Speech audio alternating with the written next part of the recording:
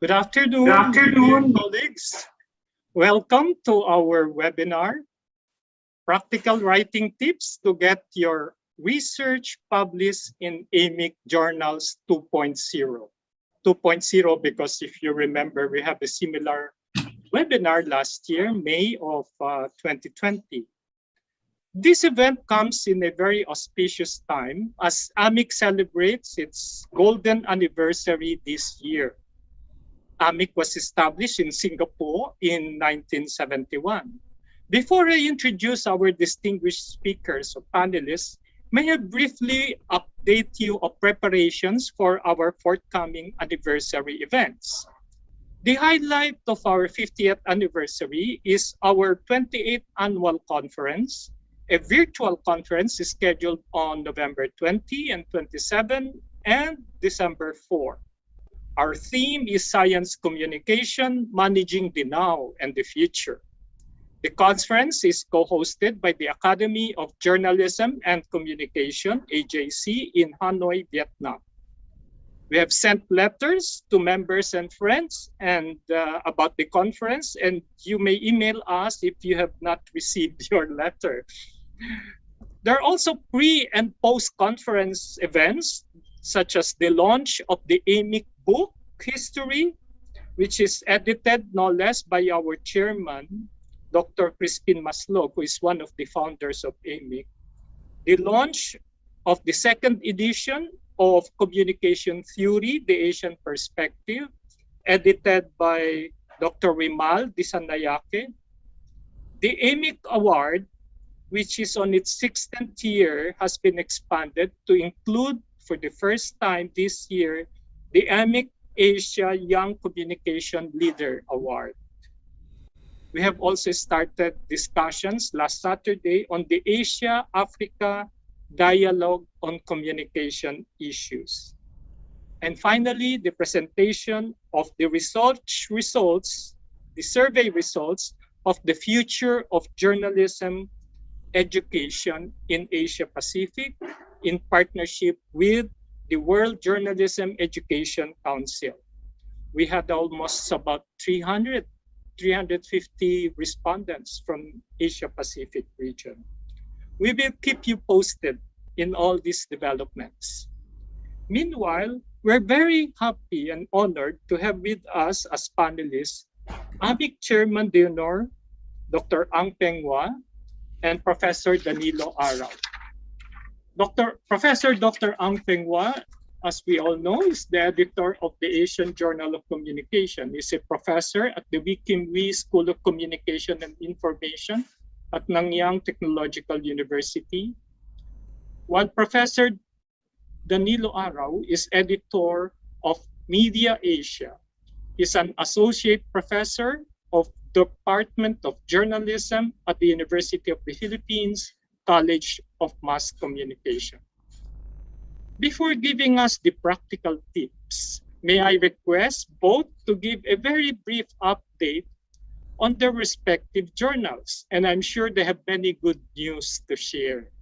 For example, Professor Ang Peng Hwa will talk about the new upgraded impact factor for AJC, and Professor Ara will talk about our new Scopus index and applications for two under indices. Professor Arao will moderate this discussion. Over to you, Professor Dani. Yeah, thank you, Professor Montuazon, for the introduction. And since it was requested by Professor Tuazon that we provide some updates on the status of the journals, perhaps if Dr. Ang Peng Hwa doesn't mind, maybe he can start providing some information regarding the situation at the agency. Dr. Peng Hwa, go ahead, please. Okay, so thank you, Danilo, and thank you, Ramon. Always a pleasure to meet you guys online. And thank you, Fernando, behind the scenes helping to get this webinar going. So I'm going to share the screen and then work through that. Okay, so this is the second series, the one that we did. In fact, the very first one was in Bangkok with Nanyu, who was an associate editor of the journal, and this is the second one. Sorry, then I did one last year, and this is the third one, second one that I'm doing. This is really about getting published in our AMIC journals, but really the ideas that we're giving would apply across to all the journals. Okay, so Ramon is in on the good news regarding the AJC. I will come to this in a little bit more detail, but we have good citation metrics, which is key to an indication of quality. It is actually not the only indication, and depending on your own area, it may not be the best indication, but it's commonly taken as an indication of a journal's quality. So the indicators are up. We have an impact factor of 1.8, which means, and it sounds kind of low, each article of the AJC is cited on average 1.8 times. I know it sounds kind of low. It's like my mother and her neighbor, you know. So if you get your mother and neighbor, you have a 2 already, impact factor of 2. So you know, you go. So it tells you kind of where we are at. And then in terms of, it says the second one, Q3, we are in a third quartile. Okay, so that tells you how so-called competitive this area is. And if you look at the 5-year impact factor, we are 1.8 again. We were around 1, and then we're hovering a dip sometimes to below 1, and then above that, so depending. And then the other indicators, there are different scores. The main one we look at is right now 1.839. That's commonly taken. So you see the report just came out like last week, so this is hot off the press. The point is that the journal is rising in its indication of quality. There's one that you might have seen, Simago, and you can Google this. So when you submit to a journal, you might want to check this. If you look on the left-hand side, okay, so this is where we stand in communication and in education, right? So in communication, if you look at extreme right now, we are green, right? So it tells you that we are now in the first quartile of communication journals, whereas before the dark red was fourth quartile, and then we moved to the second quartile, and then the orange will be the third quartile. So we've kind of moved up. In communication, we are in the first quartile, but in education, we are in the second quartile. So depending on your area, when you submit to a journal, you might want to look at Simago and see where they stand. There are pros and cons. It's not the only indicator. The key, in fact, is that you are with your group of scholars, your community of scholars. So you might want to look at this before you submit a journal. All right. So you want to be in that school of scholars so that you get cited more often by them. If you work in an area that people know you, know about area of work, then you're more likely to be cited. Right. So in communication, therefore, we are getting much better known. Okay, a key part of this presentation I'm giving is about what is distinctive about academic writing. The first one I'll talk about is that we focus on theory. I see a lot of papers that come through where the focus is not on theory, the focus on some empirical finding. For example, how do youth respond to social media, right? You must come to this, and they do a surveys, and it's quite quite a lot of work. Clearly, like 1,000 sample, they've gone out, but there is no focus on theory. So the way to do something like this before you begin is, what is the theory that you're looking at, you're trying to investigate. Okay, so the focus on theory is absolutely key to getting published in a journal like the AJC. Danilo will talk a bit differently because the Media Asia has a slight lean towards empirical, which means that, for example, during the pandemic, how were people getting the news, right? For AJC, you need a theory to investigate. If you do a study looking at how people get their news during the pandemic, that is an empirical study, and that may be more suited to Media Asia, right? So the first thing is there a theory you're looking at? And what is a theory? The theory predicts or explains, right? And I mentioned qualitative. Qualitative is actually harder. I see a lot of works in the qualitative space, but they're actually harder to do. Okay, the qualitative work is actually harder to do because you need to offer interesting insights. So do note this. The second thing is that it is not enough to have a theory and then confirm it. You want to advance theory. In other words, if you do a study and you simply replicate some study done in the West and say, oh, it applies to Asia, it will not get published in the AJC. You need to say something about the theory, some refinement. Example, we all know agenda setting, right? That what the media says is what the people, what the media talks about is what the people will talk about, right? What we found in Singapore was completely opposite. What the people were talking about was not what the media was talking about, and what the media was talking about was not what the people were talking about during elections, right? This is agenda setting typically done during elections. And the reason we speculated is that it's because of censorship. Because censorship, the media are censored, therefore they cannot write about things that the public are really interested in. This is 1992 study done by Editorial, the founding editor of the AJC. Since then, this kind of finding has been replicated finally in the West. I think we're talking about almost 30 years later, right?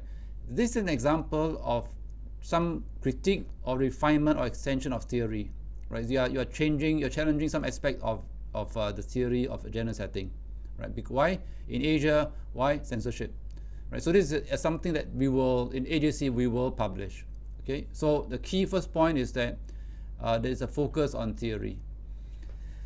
The second point is that it's a review process. All academic works need to be reviewed, even books, by the way. So if you have a book, an academic book, it will be sent for review. And reviews can be very tough, okay? Because it's a blind reviews, the people may not know who you are, and so they can write statements, they can be rough, they can even be wrong, right? But that's kind of the review process. Reviewing is done by humans, so it's never perfect. These things do happen. But know that this can be a very tough process, and I'll tell you what implications are later on what it means for us as writers. Okay, so before you begin, so I'm going to remember this is a very practical session. Before you begin the study even, you need an ethics review for your study.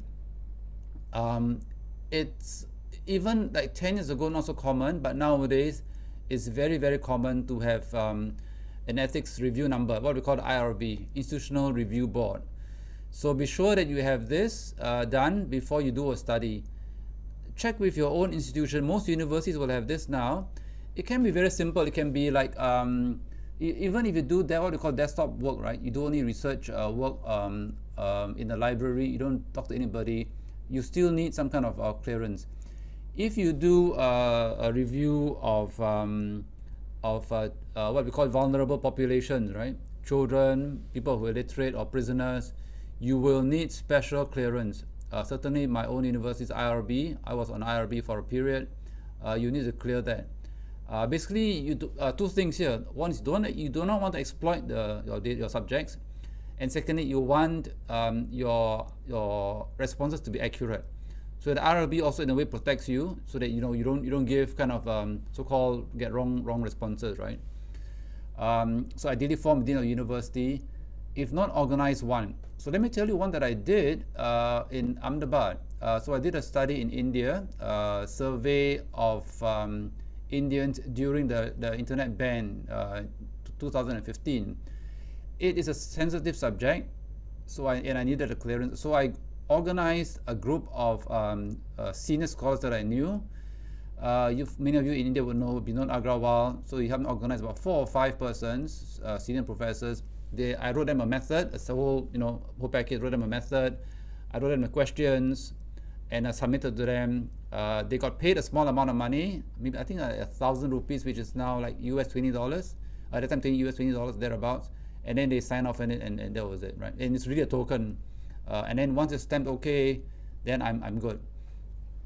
As editor, I've once asked one group of students, one group of authors, right? Please show me your IRB for children. The study was done about children, and I asked them for IRB, and they did give me the IRB, right? So depending, you may have this. So the first thing you do before you actually embark on a study, you need this ethics review. Okay, so once you've cleared that, you've done that, right? The outline, this is the outline of the paper, and if you wish, you can take this down, and I can pass you the slides also, no problem. The first point is a theory, okay? what theory, and I will go through each of these points in a little more detail, but for now, outline. Remember, I talked about how you need a theory to investigate. It sounds intimidating, but it can be done. There are all kinds of theories out there. Again, more detailed in a bit. Second, literature review. Okay, you guys know this. The third one, method and data. I will tell you how I look at an article that comes in when it's submitted, right? First, I look, of course, at abstract. Then I go straight to method and data. Okay, if the method and data are not robust, it will be rejected, meaning that I'll say, I'm sorry, this doesn't really fit, right? The method and data must be appropriate. So, for example, if you do a convenience sample, and then you say use in, in this country, right? But your method, you use a snowball sample of university students. You can't claim that, right? University students anywhere in Asia would be certainly more elite. So it's not representative of all youths. So right away, there's a mismatch. And if a data sample, your sample is small, it's clearly a reject. Okay, so I first look at abstract, then look at method and data. Of course, then analysis, when after the data, you're writing, okay, then your submission and a revision. I'll come to each of these more detail. Okay, so the first point is theory, right? So, okay, I thought this was over Zoom, so you could type something, but now I know it's not over Zoom. So, what is a theory? You can't respond. But the point is that a theory is something that's supposed to predict or explain. Okay, so example, and this is not in communication, but very, very important, choosing a restaurant. Okay, so the theory here is that, and it's a theory, right, because it's generalizing, always eat at a restaurant that is crowded. Okay, and okay, so my daughter is a chef, really a professionally trained chef. No, unfortunately doesn't cook enough for me, too tired and all that. I went to this place in Belgium, and then I was like, okay, this is very crowded and this one is quite empty. So I was a bit of a hurry, okay, let me go to this empty one. It was bad. I mean, I got served on time, but the food wasn't good. So my daughter says, you should go to the crowded one, because the food is fresher. Well, turnover, right? And then because people go there, that it's popular, the food must be good, right? So that is example of a theory, right? You can generalize, right? Always go to this, you do this thing. So it predicts, right? It explains. So when we talk about theory, it is this kind of theory that we're talking about. It's often in communication, it's what they call mid-level, not very high level, very abstract, like philosophies kind of thing, but something kind of close to being applied. But it's some generalized statement. So this is what we're talking about in terms of theory. You need to generalize. You need to be able to predict, to explain, right? And part of the theory here is why choose this theory? Okay, out of the millions of theories. So remember now I'm telling you this example so that you can see the many theories. Okay, why this example of they're picking, right? What is theory? So you need to explain the social significance. Okay, what is so important about understanding this theory, right? And then you need to refine it or critique it, right? So you need to have this as well. Okay, now I think question people ask, how to find a good theory, right? So I don't know if you are, but I would say don't be intimidated, because I was intimidated when I began my PhD program. Like, oh no, who am I? I'm just a small guy. Like, how can I know in theory to invest? I thought the theories that you found out they are good, right? And the answer is no. There are many theories that you can investigate. Okay, you need to read more. Okay, you need to think more, observe more, and you will have theories to investigate right now. There are many theories to investigate. Okay, there will be. Okay, so you need to think, observe, ask questions. Your literature review. The literature review tells you what people have done. Okay, so this is quite important. You need to get a sense that you know the area, and that's why in this field, there's a sense that you must know this area well. You're an expert in this area. Okay, one place to look at for sort of theories, maybe suggestions for further research at the end of journal articles. I don't know if you guys do that, but that is one good place to look at, and a good article will have that. Okay, to tell you what you might look at. My third bullet, right? Look for contradictions, conflicts, and tensions. Okay, so this is a very good place. So if you find a theory that, hey, this doesn't make sense or something, that is a good place to look at. So So let me give you two cases. There's one that I've done.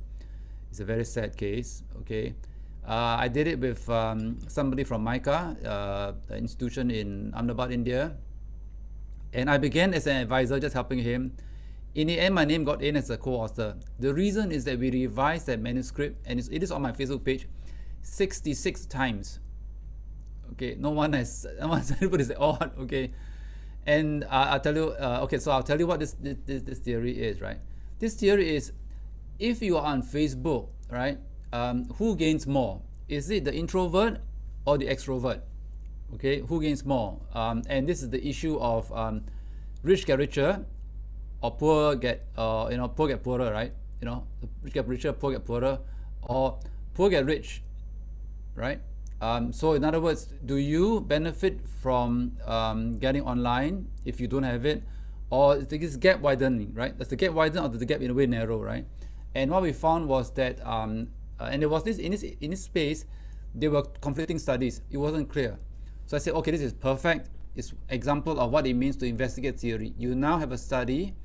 Your study will now resolve this. So actually, he did it, and I thought it was a good study, but for whatever reasons, various journals didn't accept it. In the end, it got published, but in a MICA journal itself, right? It's peer reviewed, so it's not like it was some kind of favor shown, but certainly peer reviewed and revised 66 times, right? So example of one theory where the findings are right now in conflict, and you try to resolve it. Okay. The second one is my own PhD study, and it was about telecommunications so long ago now, right? And what they said was that if you invest in telecommunications, you will benefit the economy.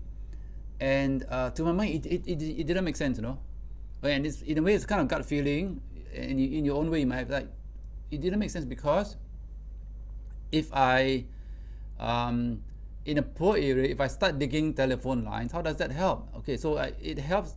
And I thought it was a bit of statistical error, because when you dig the telephone lines, right, you are creating GDP already, right? You're creating economic growth. So I was thinking maybe that's what exactly happening, and you're measuring the wrong thing, So I investigated and found indeed, of course, you did some investigation, right? Just a little bit first, and found, okay, that seems like I'm correct. Seems like the sort of dominant thinking is wrong, right? That if you invest in telecoms infrastructure, you will create economic growth. No, it was in fact the other way around, and I found a lot more data to support the view that it was economic growth driving telecommunications rather than telecommunications driving economic growth. Of course, the significance there is that if you want to have economic growth, right, even you think, okay, I should invest in telecom, answer is no. You should wait for economic growth, then invest in telecoms, right? So this is part of the social significance, part of theory.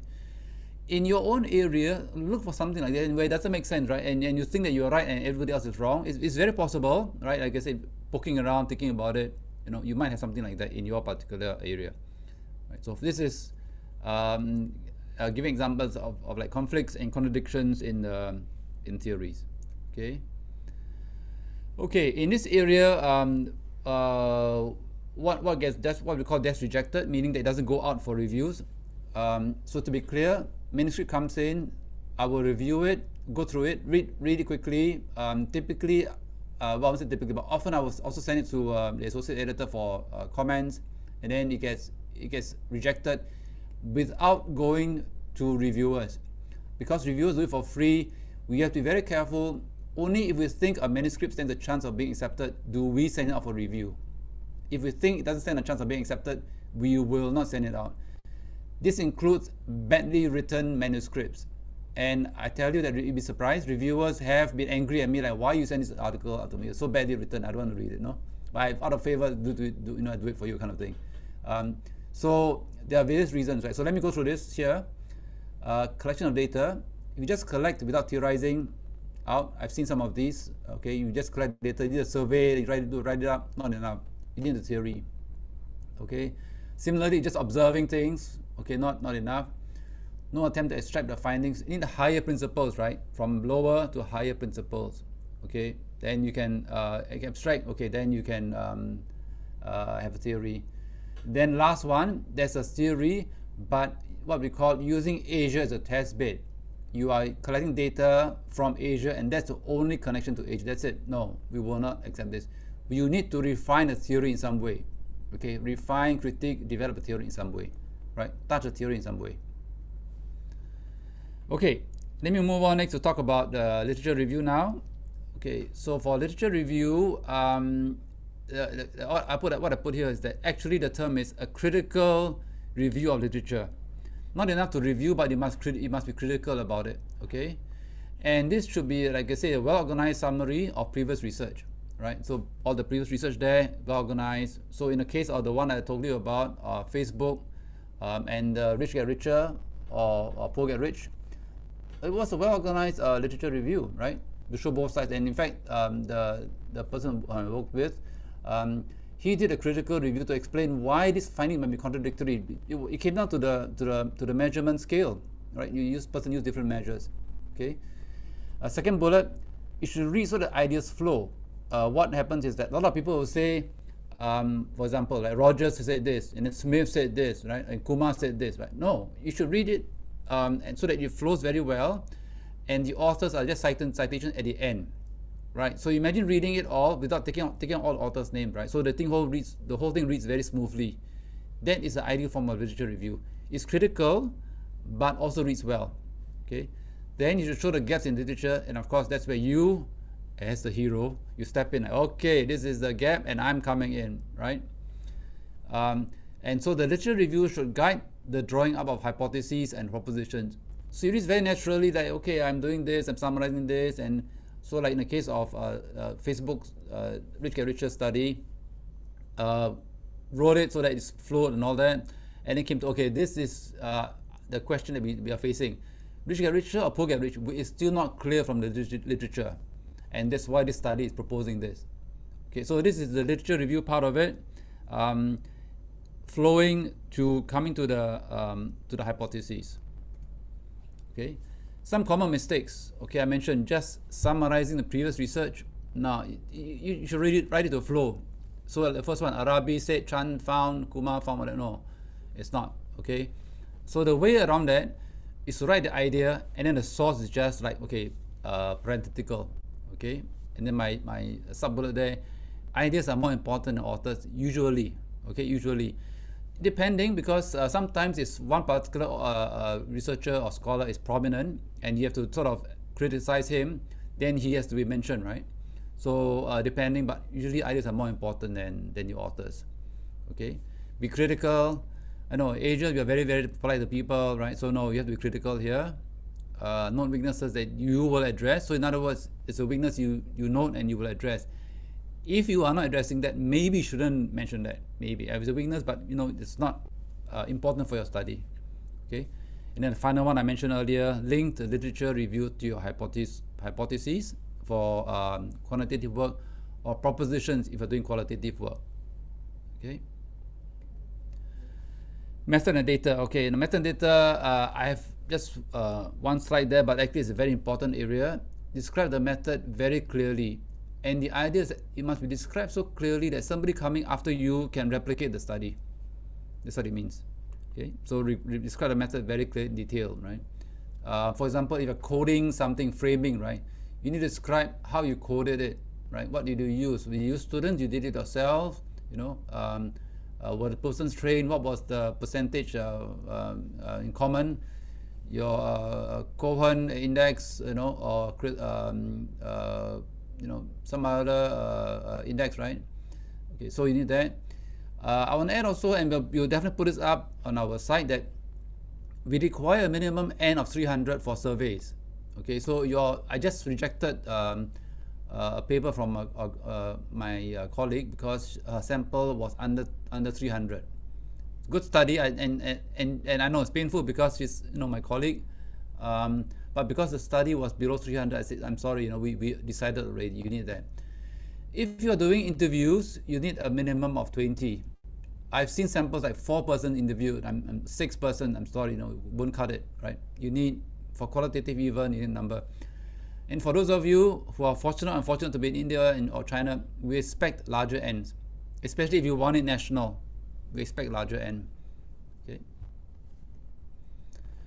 Okay, analysis, describe the analytical tool. Okay, be careful not to overgeneralize. Although I got to say sometimes we are too cautious, but most people tend to overgeneralize. And I mentioned using a sample of youths, university students to represent youth in a country, right? So this is overgeneralizing, so be careful about that. Okay, and then in writing the paper, okay, I'm giving you an example. Hang on, just to be sure I'm not missing. Okay, writing, sorry, I skipped. Okay, in writing, right, be clear, okay, but use jargon where appropriate. Okay, so just write, I think most people are pretty clear, right? The jargon may be necessary to sort of satisfy the reviewers. They want to know that they are reading scientific research. My own writing, I take clear very seriously because I was a journalist, and so sometimes I get accused of writing too journalistically, like paragraphs are too short, okay, or like, okay, this is like a journalistic writing. So I think they want signs of scientific research, right? So indicate that you've done, you know, your work. A key one that I want to highlight in yellow, signal quality. In other words, without even reading the first word, okay, you are showing that your work has got quality, right? So check the journal's requirements, double spacing, I'll show you in a bit, indent first line, APA format for referencing. I will tell you that some of our reviewers are very particular and they were like, this didn't follow APA format, and notice in the comments, okay? So it signals that you didn't take care, right? Typos and other errors to the best that you can to eliminate. Right, so let me show you an example of this. This is from an article that I actually submitted. Well, it's for a book chapter just a few days ago, but this is actually approved. But so it's an example of what you shouldn't follow, but it's what the editor sent back to me. Notice how it is single paragraph, single spacing between paragraphs, single spacing, and there is no indent on the first line. See how hard it is to read, right? So you can't tell the paragraphing from the next thing, so it's very hard to read. Okay, so I have received something like this. I've received this, and of course I can't accept this. You need to, I'll send it back. Like, if I think it's reasonable, I say please reformat before I send it for review. Okay. Now see, now the same thing, double space, right? It's a little bit easier, but still, because the first line isn't indented, it's still hard to read. And now see how much easier it is, right? Now I know the paragraphs. So indent the first line of the paragraphs. Okay. See how easy it is now. Okay. So these are little things to signal quality, like I mentioned, signal quality. Okay. One point here I want to note in writing, don't have too many limitations. Okay. We are too modest. I have one where, I mean, this person had so many limitations, like what's the point of a study, you know? You have so many limitations. So you, as I told the person that you're too modest, you cannot, you know? Put it to just two, you know, maybe two limitations, right? Typical limitation in method or data. In other words, at the end, you need to put limitations of the study. Look at the method. What is the limitation of the method that you could, you know, that resulted in limitation of your findings, your applicability of findings. Secondly, limitation in the method that you use. Okay, these are quite safe limitations. This, by the way, applies also to your PhD thesis, your master's thesis. Limitations in the area of method and data, quite safe to put in. Don't put in too many. Some people have said, and to some extent I can see the, you know, the force of this argument. Do not put limitations at the very end of your paper, because it dilutes the force of the study. Some people say that. Okay, so you put it in the conclusion, but not at the very end. Okay, right. So something to think about. I'm you know, I'm kind of mixed on this one, but you know, there's some logic kind of thing behind this. On the writing, the abstract is the last thing you write. Okay, the abstract, do this last. Okay, abstract should contain these things, these four things I put here, right? The problem, okay, the method, the data, and the findings. Okay, so your abstract should contain these four things, right? It shouldn't be like mystery, right? What actually happened, right? You know, and the findings are discussed inside. No, tell me what the findings are. Show me the findings. Don't tell, right? Show me what the findings are, right? Sit there. Note also keywords for online searches. The abstract, remember, think of yourself, right? How do you search for articles? You read the abstract, right? So similarly, look at the abstract, okay, as a way for people to search for your article. So what keywords should go in? Think also of the title. Look at this title, right? Panda engagement. I think the word panda moves people's heart, panda. Right, so I think that this, because of the panda word, and I like this article right away, I think they had a strong number of views. This came out when Jan 2020. I got this, yeah, a few months back. Quite good size. Remember that our cited 1.8. This is above average rate. This is 2 citations already, and this is all like in about a year. Okay, published online 2020, so it's about a year. Got 2 citations, so I expect to do better. So even a title can make a difference. Okay, in the writing part of it, this is the outline, right? Introduction, the problem, method and data. Okay, this is the abstract of the abstract writing, right? And it doesn't mean you need to. What I'm saying here is that these are the headings that will be invisible. You remove it like a scaffolding. You remove them later after it's done, right? After the building's up. Put the context. Why are you studying this? Okay, like for example, if we take the study that we did on Facebook, right? You say, okay, Facebook is very common now, but we should know whether the more you use it, the benefit you or not, right? It's a problem. Then you say you use so many students in a study. What you found? Okay, what does it mean? It reconciles 2 conflicting theories, right? And so this is it, the abstract. Usual method, write long and then edit, right? Trim. And in the abstract also remember to use keywords that other researchers will use so that they can locate your article. Okay. Okay, then after it's done, aim for a conference. The AMIC conference is one example, right? Sometimes invite you to conferences to do good work.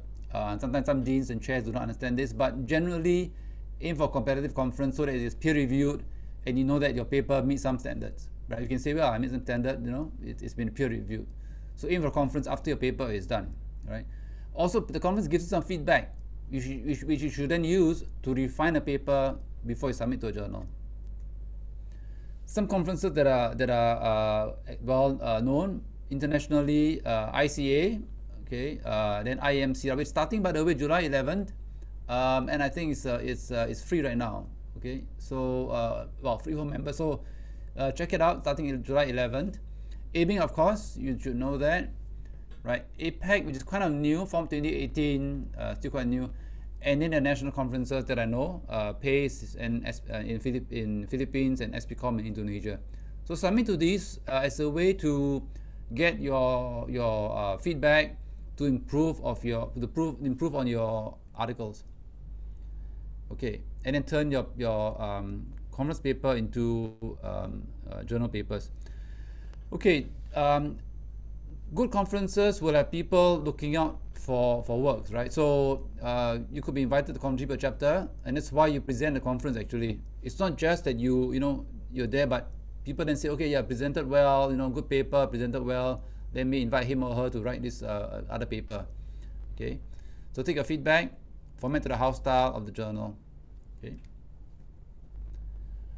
Okay. Part of the submission process. Okay, you see the star there, the cover letter. Okay, a lot of people don't do this, but write a cover letter to accompany your article. Now you've got your main article, right? You have the abstract. Include a cover letter, right? What is the cover letter? The cover letter should not be about abstract, right? It is not a copy of the abstract. It is like, see, I'm sending something to Ramon. I'll be like, hi Ramon, how are you? Okay, I was inspired to do this article after I might have a conversation with you, right? Or after meeting this person. So talk a bit about the background behind the article, right? And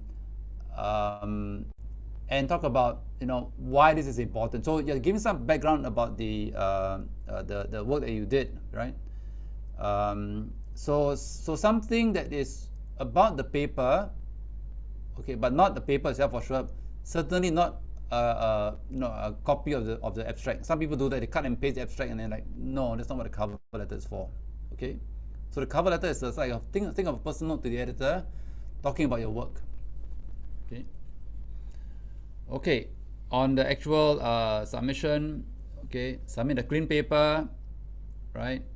Names of authors on separate. Okay, names of authors on separate cover page, quite important because some people put it inside and then it can be cured.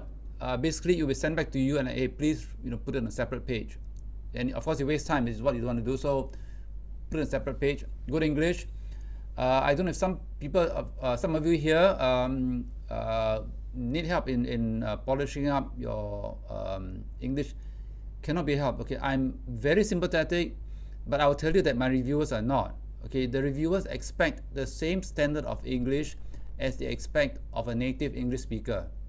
I've had many such comments because I've sent out articles. I say, okay, Manuscript say, okay, please kind of overlook the writing. I think the ideas are interesting. We can cure the English, and they were like, okay, no, this, how can you send this to AJC? We are a top-rated journal. And like, well, okay, I can, don't mind, but can't be helped. They really want a good standard of English. Okay, so no spelling mistake. Which of course with dictionary you can follow the house style, double space, follow APA. I mentioned there at the end signal quality.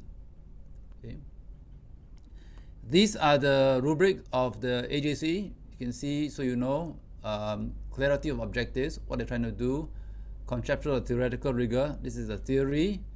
Analytical, the analysis, readability and language, you see, okay, contribution to the field.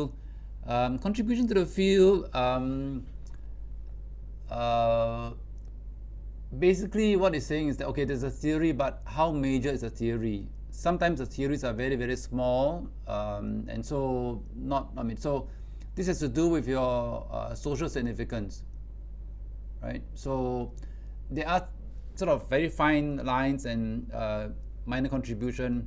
Okay, typically other problems. So there's not so significant issue, but this is the point. You note that significance is quite important here. Okay, I know many people see this review process as being beaten up before you get there. Okay. Okay.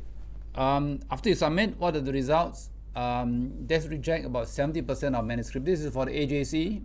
70%, and I will tell you likely to be higher because the number of submissions is going up, but the number of articles that we can accept in a year even is not. It's limited. Okay, so 70% manuscripts are rejected. A lot of them do not meet the criteria that I mentioned, theory or some other major issue, right? We have so other reasons. Paper is from Africa. We've had a couple of people from Africa, and like, yeah, but this is the Asian Journal of Communication. There's no connection, right? Okay, non-communication. Okay, no theory, poorly written, right? So various reasons for the desk reject. Okay. Okay, good journals give good feedback for rejecting. The AJC, I will say, from looking at the reviewers, they do give very good reviews. Okay, and reviewers who give very short reviews, we will eventually not include them. Yeah. So you will ask why? Because we want the reviewers to give really constructive comments, and by and large they do. Okay. Okay. Now if you get not rejection after review, you get the revision. Okay, that's good news. Okay, but it's still not 100% there. Okay, it is still possible to be rejected. It's happened. In fact, I just recently rejected one after going to 2 rounds of revision. Right, 2 kinds of revisions: revise and resubmit. It's called a major one. A major one meaning that you need to overhaul some major part of it, usually around the theory or the method. Usually around that. Okay, it's revised and then resubmit the whole process again of review. A minor revision. The revision will go back to the same reviewers and then usually get accepted. So depending on what it is, I would say it is good news. If you have a call for revision, it means that it is not rejected, so it is good news. It is still work. That's why, remember I talked about the 66 revisions. Obviously in places we revised and then got rejected, and it's happened a few times, right? So finally, you got accepted. So if you are persistent, you probably can get it done. But yeah, I mean, I think many people give up, and I don't blame you in a way, but the person who did it was very persistent, so okay, you went through. Final bullet, be sure to respond to reviewers' comments. Very important. Okay, you may not agree with reviewers, in which case you may write a note and explain why you don't agree. But otherwise, you have to note the reviewers' comments. We have rejected manuscripts in which the author did not respond to the reviewers' comments. Okay, and the reviewer said reject, yeah, because he didn't respond, either couldn't or didn't want to, whatever, and so reject, right? So we do have to take into account the reviewers' comments. The nature of academic work is that we are very conservative. So typically, if somebody says reject and somebody says accept, typically we will take the reject. Typically, not always, not 100%, because we've overridden with A, overridden. We think this person is unreasonable or whatever. But typically, we will go to a more conservative view and reject. Okay, so please respond to the reviewers' comments. Okay, once all that has been through, you get accepted. You still need to correct at the end. You still get references, right? And you get proofs. Go to the proofs. And then the final bit, we now have a social media editor, Irvin, and you do a write-up for Facebook and Twitter. If you're not with AJC or some other journal, look for ways for which you can get your work out there. Facebook and Twitter are meant to publicize the work of the authors. And I think that has helped to improve the impact factor of the journals. So let me show you. This is the Facebook page of AJC. Okay, yeah, quite nice. This is, I think this is Hong Kong. And this is done by Irvin. He is the manager of this page. So what happens is that he will take some kind of shot, whatever, put in the article, the abstract, and then it's promoted there. The authors are expected to do the promotion because you can't, right? I mean, none of us can. So you put it to your own network. To be cited, what you need to do is that you should be known in your field of work. So you push your work to people whom you think would be interested in reading this and would therefore likely to cite your work. This is what it means to be in a community of scholars. So in this case, the two authors managed to promote it. You have 5 likes. There'll be more readers. I mean, it's a few actually like, so more readers. So it's a way of getting known. This is for Facebook. Twitter, I think 280 characters you have to write, and Irvin, that's him out there, will then adjust that, right? So this was somebody, Ang Peng, who promoted it, and so in fact got people clicking on, right, to do his work, right? This is the Twitter page of the AJC. All right, so I'm going to end here and then hand it back to Danilo, and then I will have answers your questions in due course, right? Okay, so thank you. Okay, thank you very much, Dr. Ang Peng Hwa, for your presentation. So without much delay, from AJC, we now go to Media Asia.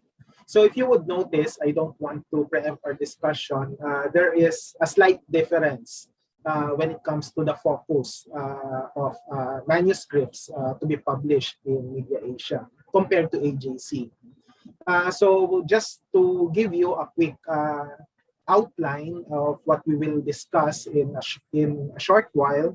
So we will discuss by introducing first Media Asia.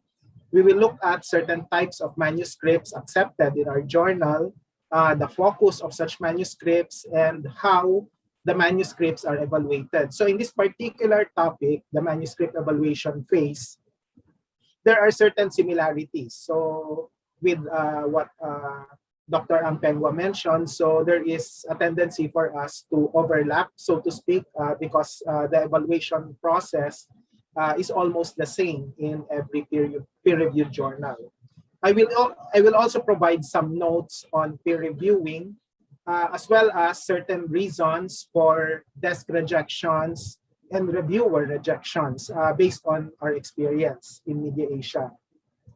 Some tips prior to submission will also be provided later on. And then some remarks on academic writing, which, as mentioned a while ago, may be a bit different from AJC, But of course, it's not because we disagree on certain things, but it's only because of the focus or the orientation of the journal. So those are the only reasons why the take on academic writing would be slightly different from what Dr. Ang Peng Hwa mentioned. And then, of course, why would you want to submit to Media Asia in case you're interested to know why? Anyway, so let's go now to some fast facts, quote unquote, about Media Asia. It was established in 1974, so that's about 3 years after the establishment of AMIC. So Media Asia is actually older than AJC. And the journal will be celebrating its 50th year in 2024. Okay, so the manuscripts that we accept usually focus on practices in journalism, advertising, PR, and other aspects of media in Asia. So we focus more on media practice. So that would explain why, as correctly noted by Dr. Ang Peng Hwa, we want more empirical studies out there.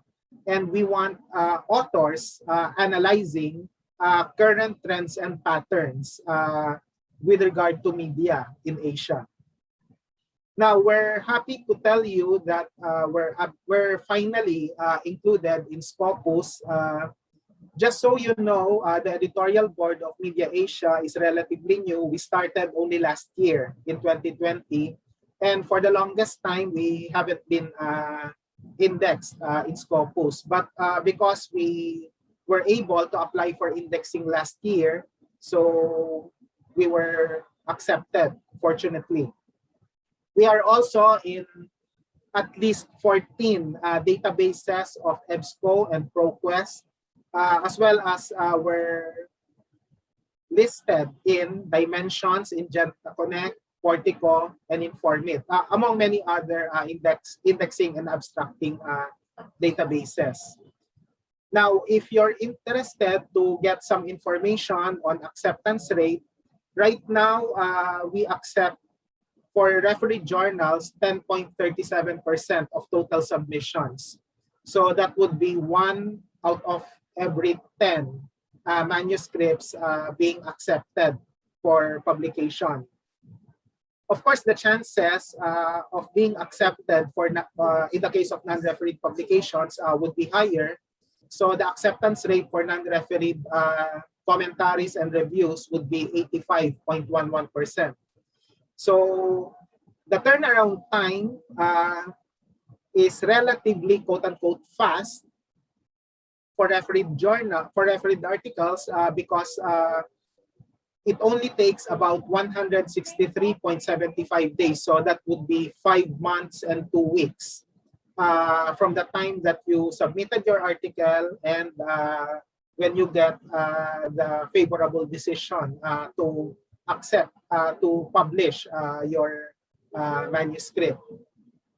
For non-refereed publications like commentaries and reviews, the turnaround time is much shorter because it doesn't go through peer review anymore. It's only just, your manuscript is only just assessed at the editorial board level.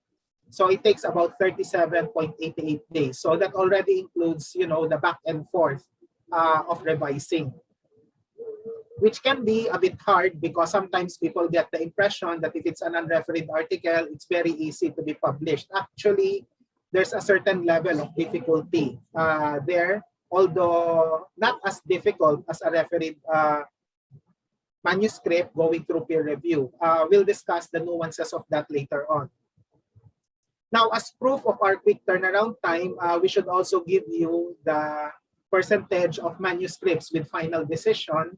So for manuscripts submitted last year and for the first 7 months of the year, 2021, 87.66% have been decided already insofar as refereed manuscripts are concerned. For non-refereed manuscripts, about the same number, 88.68. So this means that roughly 9 out of 10 manuscripts already have final decisions. So we're quite quick when it comes to processing, or making sure that the process moves forward insofar as your manuscripts are concerned. By the way, I should mention that manuscripts with final decision refer to those that are already accepted, rejected, or withdrawn. Because sometimes people think that the decisions would just be accept or reject. There's a third one, which should rarely happen, because sometimes authors would want to withdraw their manuscript or take them out of the peer review process, well, for whatever reasons they may have. But we've experienced, requests for withdrawal. And actually, all peer-reviewed journals perhaps would have that statistic as well with regard to withdrawal rates. Now, what about manuscript types? Now, there are 3 types of manuscripts that are accepted in Media Asia. Now, the refereed manuscript would be classified as article. For the longest time, it was called research. Okay, so for those who have submitted in the past to Media Asia and have been published in Media Asia, you may have encountered the word research. We've decided to just use the more generic term article, because we operate on the assumption that all manuscripts have research dimensions and, well, are actually products of research. So to more or less be more precise, so it's better to call them article. And then for non-refereed manuscripts, you can submit either a commentary or a review. So, of course, a commentary would be a presentation of insights. The reviews would be a critical analysis, the keyword being critical, a critical analysis of books, films, TV series, theater, music, or any other output that would be related to media.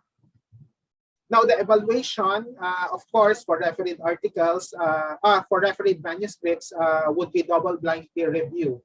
So the author and the peer reviewers don't know each other's identity. In fact, the peer reviewers would get to know whom they've evaluated only upon the publication of the manuscript.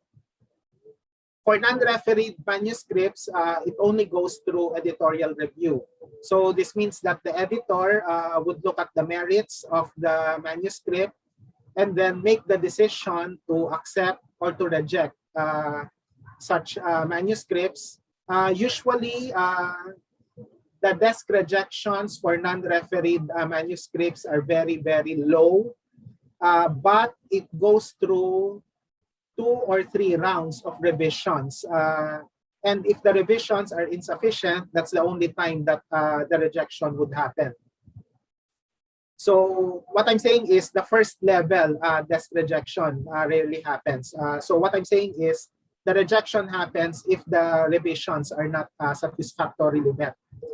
Now, with regard to format or writing style, refereed manuscripts are academic, okay, academically written. So the style of writing would be more academic than journalistic. For non-refereed manuscripts, we are open to accepting journalistic articles and journalistic manuscripts and academic manuscripts. So if you're the type of academic, like me, for example, since I teach journalism, who would have a bias for journalistic output, I think Media Asia could provide some space for you, because we are very much open to accepting commentaries and reviews that are journalistically written. Unfortunately, for refereed articles, in keeping with the high standards of peer review and the scientific rigor that would be characteristic of an academic journal, so we can only accept academic writings insofar as refereed manuscripts are concerned. Citation style, the keyword here is 7 because there are old editions of the APA citation style. The most recent is APA 7, so I hope that you would ensure adherence to the APA 7 citation style. If you're writing academically for non-refereed manuscripts, APA 7 is necessary. But if you're writing journalistically, then the usual style of citation within the text would apply. So if you're somewhat confused as to the kind of journalistic citation that you need to do, you can refer to AP or the Associated Press Manual of Style or the New York Times Manual of Style. In other countries, there are certain news media organizations that have their own style guides, right? So you can also use that. We're not very strict when it comes to adhering to a certain kind of journalistic style because from my observation, journalistic writing is universal. So the type of citation would be more or less the same. There can be nuances, for example, with regard to the Oxford comma, but in Media Asia, we defer to the better decision of the authors with regard to using the Oxford comma for journalistic outputs.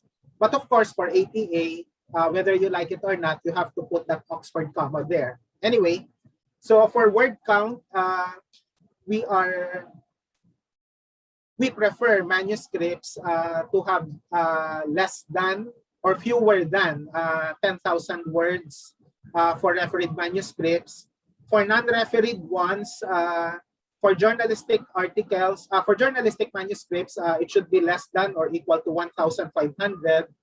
And for academic manuscripts, it would have to be less than or equal to 3,000 words.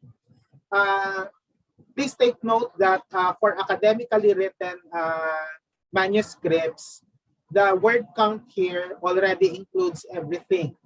The title, the abstract, the tables, the references. So it's just a matter of you just simply, if you're using Microsoft Word, for example, just simply looking at the bottom screen to assess how many words you've already written. Okay, so I hope that you can adhere to that particular word count.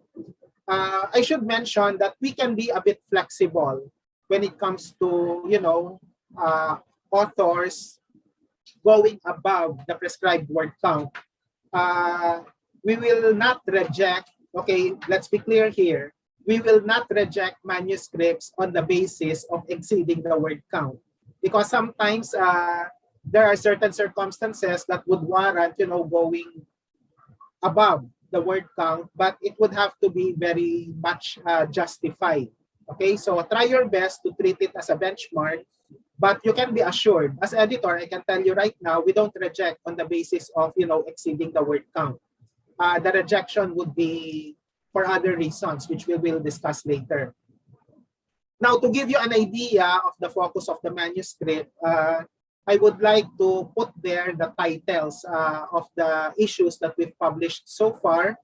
So we talked about repression, assertion, we talked about infodemics, semantics of pandemics, lockdowns and crackdowns, Chindia, and then we will be producing in the next few months, the December issue, which will be titled Inoculated Truths. So what do these titles have in common? We go for relevance. We go for timeliness. The more recent your study is, the more interested we are to evaluate your journal, your manuscript for probable publication. So we hope to make the journal as timely as possible. And this is most true for the commentaries and reviews that we've been receiving.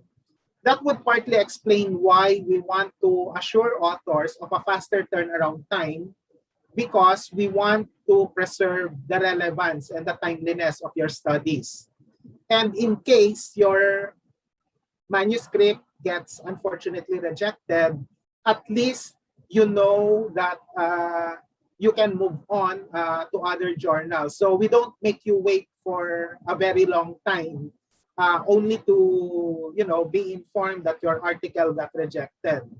Later on, I will give you more information about turnaround time as regards submission to rejection.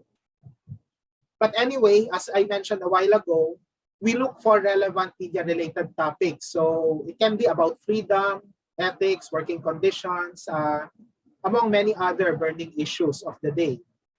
The manuscript can be community-based.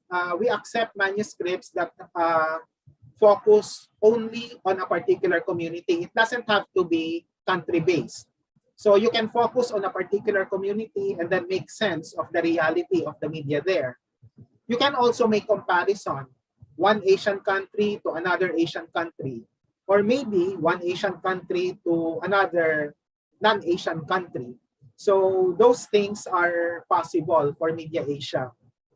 For as long as the focus is rooted in Asia, then it's within the aims and scope of our journal.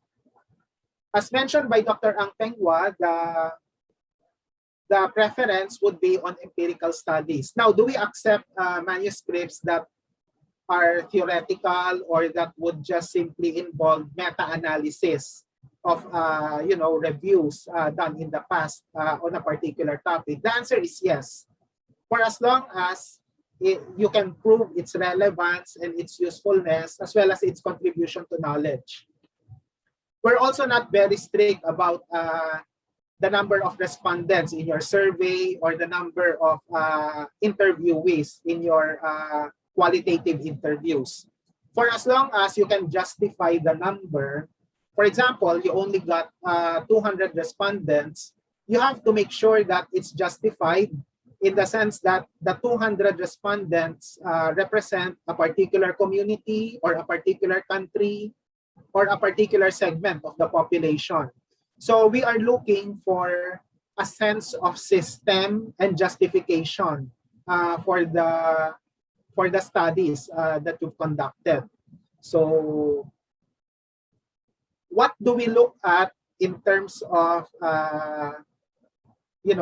making sure that your manuscript can move forward to peer review? There are 7 dimensions. So, well, there are 2 general dimensions. One would be form, the other would be content. But under form and content, we can look at, not 7, but 8 dimensions. So in terms of form, of course, the style of writing should be good enough. You should have correct grammar, syntax, and diction. There should be adherence to the citation style. And the outline, as mentioned by Dr. Ang Peng Hwa, should be clear. In the manuscript, there has to be a clear introduction, a clear review of related literature or related studies. The research problem should be well articulated along with the objectives of the study. Your study framework or the theory that you want to use in making sense of the reality that you want to analyze, it should be also clear. Because sometimes there are authors who use the IMRAD approach. You're familiar with IMRAD, right? Wherein sometimes the author would just be too focused on the introduction, methodology, and then the results. And then you tend to ignore what's between introduction and methodology. We have to take into account the study framework. You should have a clear way, a clear analytical tool in terms of making sense of the data that you will be gathering for your study. So the framework is very important. Methodology would also have to be as detailed as possible in the sense that there is probable replication, as mentioned by Dr. Ang Peng Hwa. And second, there should be clear justification as to why you've chosen this model or this particular method when in fact there are other methods that you could have chosen. So the rationale or the reason for choosing the methodology should be clear, in the same way that you have to also justify the reason for choosing your framework, okay, or your research model. The findings, okay, I put there meat of discussion because theoretically the findings should occupy a substantial number of pages in your manuscript. I'm not saying that it should occupy 50% of your manuscript, but it should be substantial enough to prove that your research is really original. So part of the proof of originality of research is that you've devoted, several pages or several number of words in insofar as your findings would be concerned. The conclusion should be able to sum up, the conclusion should be able to first directly answer your research problem. Second, it should sum up the important points of your research. And then, toward the end, you would provide recommendations on 2 dimensions: recommendations for further research and recommendations for policy reforms. So as much as possible, there should be 2 kinds of recommendations. But of course, there are certain studies that cannot provide for policy recommendations for whatever reason. So further research should be done so that the readers can be guided if they want to do further research as to what angles or what topics they would want to look at. Now, insofar as the content would be concerned, the research choices should be justified. As I mentioned a while ago, the framework should be explained. Why did you choose this analytical framework? Why did you choose this methodology? Okay. Why did you choose this particular time frame for your content analysis, just to cite an example? How did you choose your interviewees or your research respondents? So everything should be clearly justified. The data presentation should also be clear. There are certain instances where I would read manuscripts wherein in the discussion of the findings, you would put there certain points that should be in the review of related literature. I mean, the clear delineation of research section should be clear, because that would tend to confuse readers insofar as the data presentation would be concerned. So try your best to be as clear as possible. Critical analysis would have to be made in your study.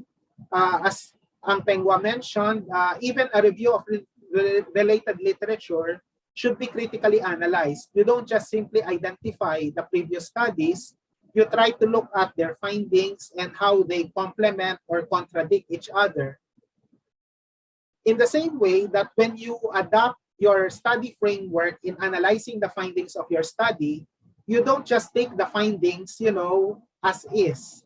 You have to take it with a grain of salt, so to speak, because you have to question everything. If your survey, for example, says that a certain number of respondents prefer this particular brand of vaccine, for example, you must be able to answer why. You don't just say that 50% prefers this. You have to mention why. So the why and the how should be clearly answered in your manuscript. The argument should be logical in the sense that you cannot jump from one conclusion to another, or you cannot just simply overgeneralize. I mean, you have to recognize that in the findings, there are certain inferences that you can make, but you cannot make general conclusions if the data cannot support it. So that's what we mean by logical arguments. It also follows that your manuscript should have a clear contribution to knowledge. If you do your review of related literature correctly and critically, you should be able to clearly identify the data gaps and then tell the readers, this is where the study comes in. And this is my contribution to the knowledge, to the existing body of knowledge in this particular field. So that's the importance of content, of analyzing the content in your manuscript, of analyzing the content of your manuscript prior to peer review. On the right side, you can see there the rule of thumb that I prepared. Usually for OM or original submissions, content is usually greater than the form. Usually, okay. So in the sense that the content is more for that at that particular level. The content has a lot of strength. The form would need certain areas of improvement. Now, in the first round of review, or R1, there would be improvement in the content, and then there would be improvement in the form as well. and it should come to a level where it's almost where the content is either greater than or equal to the form. So so the content and the form should improve, okay, by the time that you've submitted the revised manuscript. Now, if ever the form still leaves much to be desired, then there will be another round of review in such a way that hopefully we can get a situation where the form would end up complementing the content. Because sometimes if the form, or for example, if you're ungrammatical in your writing, no matter how good your manuscript may be, the message could be muddled because of the medium that you used, okay, which is an ungrammatical form of writing. So that's why we strive to have complementation of both form and content. Okay, now some remarks about peer review. Of course, we are all familiar with how the double-blind review process operates, so there's no need to talk about the nitty-gritty of the double-blind peer review. I only need to mention here that what usually happens for your, and this has been the experience of many authors who submitted to Media Asia, before it is forwarded to at least 2 peer reviewers, the editor would usually ask for revisions so that you can increase your chances of being accepted by the journal. So we try to look at certain areas of improvement, and then if the revisions are satisfactory, then that's the time that we forward it to at least 2 peer reviewers. This is especially true for manuscripts that have very, very compelling research, but the writing leaves much to be desired. Or sometimes, if you want to be frank about it, it's badly written. So we don't reject right away. We try to give you the chance to work on your manuscript. Sometimes I would take the initiative to edit the first 2 paragraphs of your introduction, and then I will tell you that, okay, this is your original paragraph, and this is the edited version of the paragraph. So can you try to follow the way I edited your paragraph and apply it to the entire manuscript? So we sometimes do that, especially if there's a lot of promise for that particular manuscript. I should also mention that, of course, there is desk rejection. That's one of the first decisions that you can receive. But if it's not desk rejected, what usually happens is that the first decision at the editorial level or at the peer reviewer level is major revision. Please don't be discouraged with that, because peer reviewers usually set a high bar in terms of evaluating all manuscripts. So it's very, very seldom that we get peer reviewers who immediately accept manuscripts or who would say that, okay, this only requires minor revisions. So what usually happens is really major revision. And aside from that, manuscripts don't just go through one round of review. What usually happens is that there are 2 to 4 rounds of reviews. Why? Because from major revision, it can go to minor revision, and then conditional accept, and then accept, okay? Or sometimes major revision, and then major revision, and then finally you get just simply a minor revision, and then that's a positive step toward the eventual acceptance of your manuscript. So it all boils down to what Dr. Ang Peng Hwa mentioned a while ago, the persistence of the review of the author, okay, to make sure that corrections are incorporated into the manuscript. Right now, our rejection rate is at 84.21%. Majority of them are desk rejections, okay? So that's for the first semester of January to June 2021. So that's why I try my best to encourage authors to really work on their manuscripts so that the chances of you being accepted by the 2 peer reviewers would be greater, although there's no guarantee. Because sometimes I feel that the manuscript is possible already, but the peer reviewers would think otherwise. That can happen. And in the context of academic writing, that's normal because sometimes peer reviewers would think differently from the editor, and sometimes reviewer 1 and reviewer 2 would even disagree with each other. So we've encountered such instances then. And then that's the time that a third reviewer would come in, or that's where editorial prerogative will be exercised. Now, what are some of the main reasons for rejections?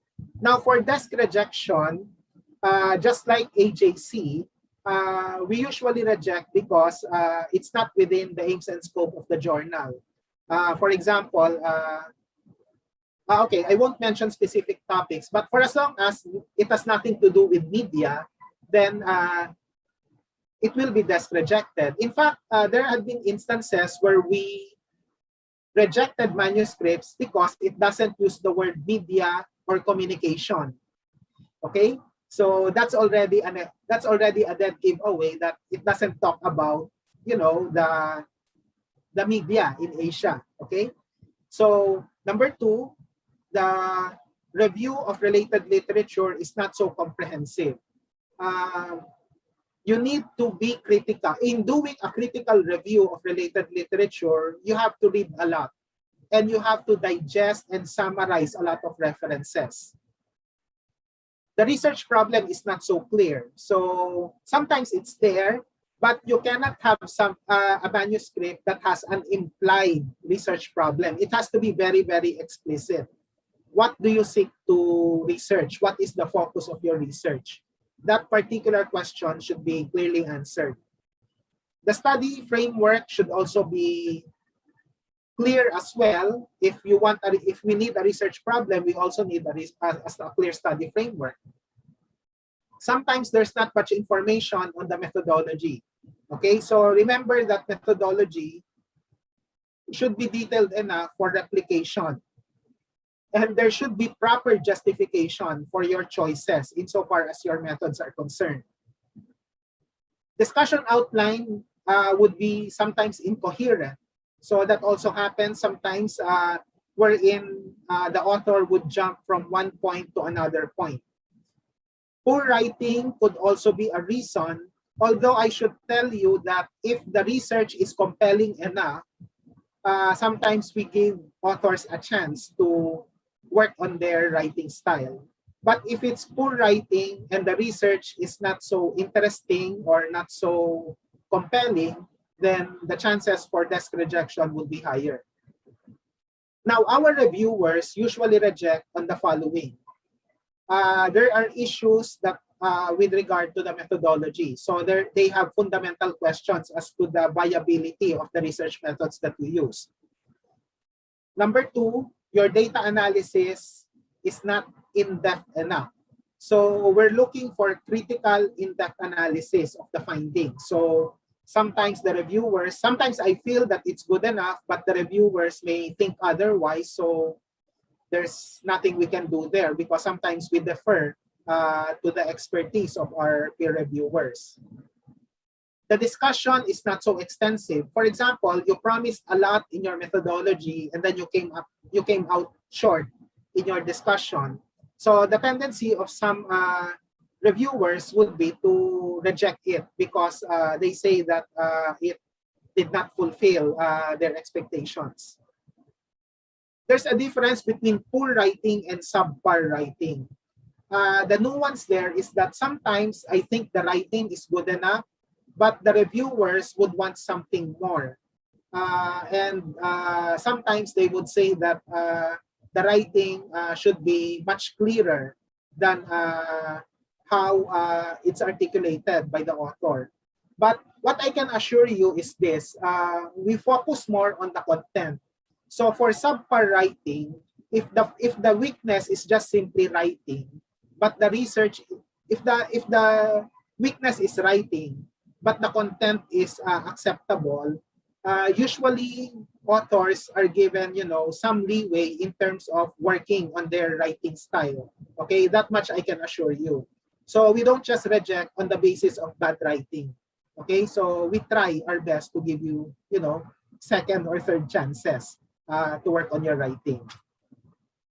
Now, prior to submission, of course, it's good to ask your colleagues to read your manuscript so that there can be another pair of eyes to look at certain weaknesses or certain areas for improvement in your manuscript.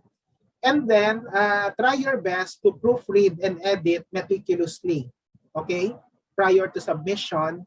I understand that there are now a lot of software, programs, and websites that can check grammar or even APA 7 citations. Please don't depend on them. You can use them, but try to do the final editing yourself, because there are certain limitations to Grammarly, for example, or to MS Word for use for adapting certain citation styles. And from my experience as a writer, there are certain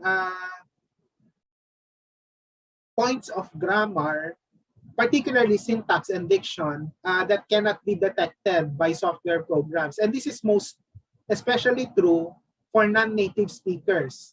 The way, for example, the Chinese and the Singaporeans and the Filipinos would speak English would be a bit different. And sometimes our syntax would be different. But if your software program is Western-oriented, they will say that our grammar, our Filipino English or our Singaporean English or our Chinese English is wrong, quote-unquote wrong. But actually, but sometimes we have to be open about such nuances. So that's why in Media Asia, we don't impose a particular kind of English. It's up to you as to the kind of English that you want, for as long as it is understandable to a broader audience. So that's why sometimes for manuscripts published in Media Asia, there are manuscripts written in American English style. There are those that are written in British English style.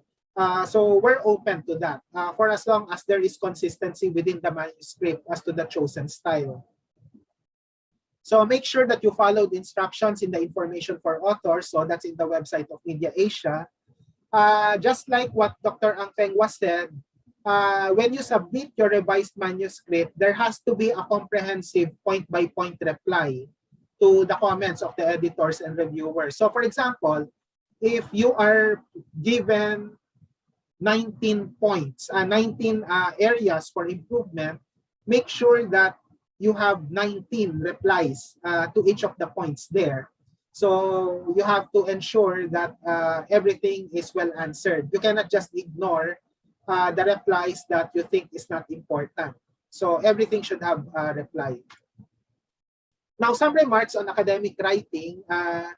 Of course, scientific rigor is very important, but in Media Asia, let's try to be as readable and as understandable as possible to a broader audience, even to non-academics. We can try our best to use simple words instead of highfalutin ones. Let's work on the assumption that some of our readers may be first-year college students, okay? So we want to impart to them certain knowledge on media, and we cannot do that if we are too technical in our discussion, if our conversation is between us and the lamppost, and the lamppost cannot understand a word we say, right? So we cannot afford esoteric writing. So because when we talk about scholarly discourse, it's all about logical and persuasive writing. And condensed writing trumps kilometric writing. So that's why if you can express yourselves in the fewest words possible without compromising research quality, you have to go for that. Because writing clearly, as mentioned here, is, well, explaining simply. Now, why would you want to submit to Media Asia? Well, there are two reasons.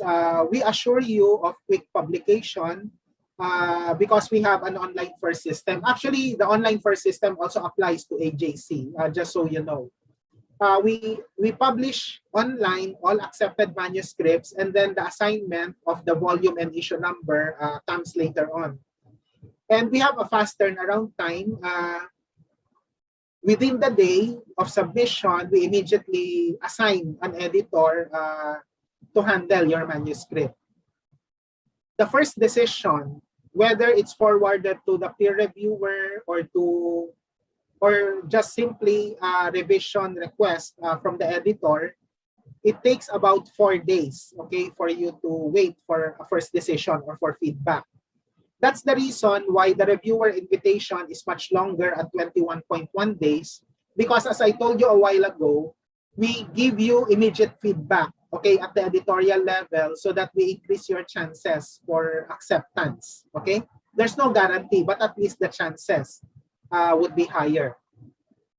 Our reviewers, we give a deadline of 30 days to our reviewers, but usually they submit on time in about 17.8 days or 18 days. Okay, they immediately provide the feedback, so you don't really need to wait that very long to get feedback from either the editor or the reviewers. Now, you know that your manuscript is rejected immediately. Desk rejections happen within 24 hours. I'm not kidding. It usually happens within 24 hours. And we try to be as comprehensive as possible in telling you why your manuscript is rejected so that you can work on your manuscript and then submit it elsewhere. For refereed publications, it's much faster because, well, the peer reviewers would be fast in terms of giving their replies, and desk rejections would also be decisive as well within 24 hours. For non-refereed manuscripts, it takes about 29 days. Why? Because we give you 1 or 2 chances to revise your manuscript. So we don't immediately reject non-refereed manuscripts. We try to tell you that these are some of the issues that need improvement. And then if you're not able to fulfill, you know, you're not able to provide the necessary revisions, then that's the time that we reject. Now, submission to acceptance of refereed manuscripts, it takes about 86 days because there's a back and forth process, okay? So it's forwarded to peer reviewers, there's revision, and then it's reviewed again by peer reviewers, and then there's revision, and then probably there will be acceptance. So it takes about 86.0 days. Now, on the average, submission to acceptance of non-refereed manuscripts would only take 9.5 days. Why? There are cases where we accept well-written and well-researched reviews and commentaries on the spot, meaning that on the same day that you submitted your manuscript, we evaluated it, and then we found that we only need to make certain final editing, and I only need to copy edit at my level. We accept it right away. So there are situations like that. So we want to assure you of a fast turnaround time. So that would be one of the reasons for submitting to Media Asia. Aside from the fact that we're indexed on Scopus, as we mentioned in the first slide. Now, these are 2 of the references that we used for this particular presentation. Yeah, just as a final remark, I want to share with you the fact that the layout for Media Asia, so can you see? No, you cannot see it clearly here. Anyway, you can see there. There is a certain reason for the layout. It adapts colors of the media. If you would see a blank TV screen, that's the usual color. So that's why if you stack it side by side on a bookshelf, you can see the colors on the right side there. It gives a certain, you know, media look and feel for TV and for print. So if you're interested to look at the aesthetics of the covers of Media Asia, then by all means, you can contact the publisher to subscribe to the print version of Media Asia. Anyway, please follow us on Twitter. We're at Media Asia Join. And then we have our website and our email address there. So I guess we should end here. And then we can now open the floor for questions that you may have pertaining to not just Media Asia, but also to the Asian Journal of Communication. So maraming salamat. Thank you very much. So right now, Ang Peng Hwa, so Peng Hwa, we can now entertain some questions. So the first two, the first question is addressed to AJC, Dr. Ang Peng Hwa. Can AJC come up with a comprehensive article on new Asian theories which emerged from AJC published articles? Go ahead, sir. Okay, so Danilo, thank you. So first I want to commend Danilo for giving a 24-hour turnaround time for death reject. The only way you can do that is take drugs and not sleep. That's the only way to do that. I've had as long as to wait at 60 days. I wrote the editor, I said, will this article be suitable? Editor says submit online. 60 days for him to say, sorry, it doesn't apply, you know. So Danilo, you're 24 hours. I mean, you know, be careful taking drugs to keep you awake. Huh? Okay. Thank you. Okay, go ahead, sir. All right. So the first question, no, it doesn't quite work out that way. There's no point doing that. People wouldn't do that. Because there are many theories out there. There are really many theories. I mean, the way that you need a sort of a mindset, right? The theories are everywhere. So let me give an example of two theories that I'm going to apply afterwards within the next 60 minutes. I'm driving from my campus. Okay. The first theory is, how often do you look back at the rear view mirror when you're driving? Okay. So apparently racing car drivers take 7 seconds. Every 7 seconds they're looking back, like every 7 seconds. I used to be editor of a car magazine, so I also try to follow a bit of what the car racing drivers do, right? But 7 seconds is a lot, like, you know. So a theory here would be like, how often should a person driving look back, right? And what are the pros and cons, right? You can see the pros and cons of looking back in the rearview mirror, because you do take your eyes off the road for a little while, right? So how often should you look back? And you don't look enough, then of course, you know, you don't know what's behind. You look too often, then you may take your eyes off the road. So somewhere, right? So that's an example of a small theory looking at very